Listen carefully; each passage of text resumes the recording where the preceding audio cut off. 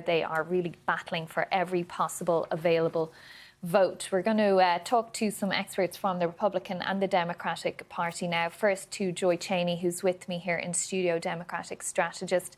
Just starting first, Joy, with your own gal, with Kamala Harris that we heard from there first. What did you think of her opening remarks? Well, she started off by drawing the contrast between Donald Trump. We saw what he did this weekend, right? And then I think the most important part, pivoting to a positive vision for the nation, saying what I think many of us Democrats, independents, and frankly, a good number of Republicans are wanting to turn the page on Donald Trump and the drama of that era, which he then exemplified just a few minutes later by rambling and asking, which I think is the critical question, are you better off? 4 years ago, we were in a pandemic, a global one, and he was botching the American response and sending our PPE while we couldn't get it.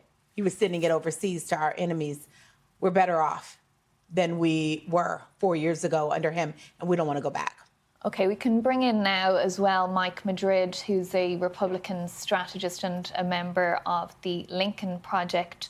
Interesting, Mike, how both began their speeches there. Kamala Harris very much leading off with January 6th, speaking from the exact spot that Donald Trump spoke from, whereas he led off with his speech with that question that has really, we've heard from all Republicans this cycle, are you better off now than you were 4 years ago? Is that kind of the winning thing for the Republican Party writ large on that economic point? I don't know that there is a winning argument for the Republican Party, regardless of which way they proceed. I think that the contrast, is exactly right, not just in style, but in substance. You do have Kamala Harris reminding of what I think will be a record number of Republicans defecting from Donald Trump for more foundational issues than simply pure economic issues. It's an existential question for the country and the direction within which we're heading. We have to remember, January 6th, the big lie, and the Dobbs decision all happened after the 2020 election. This is new information. It's why we're seeing a record number of Republicans defecting from Donald Trump in every primary that was held earlier this year, and why I expect there will be a record number of Republicans that continue to do so next Tuesday. Another interesting point that he made there is in relation to mail-in balloting, which we know Donald Trump has railed against for very many years, but he made the call there, get that in immediately, he said. Mike, is this a way the Republicans are trying to maybe rally extra voters, extra turnout?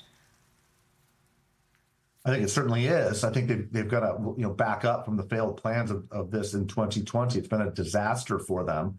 Look, as somebody who's been working in the Republican Party for the better part of 3 decades, I personally have overseen the spending of hundreds of millions of dollars training Republicans to vote by mail over 3 decades.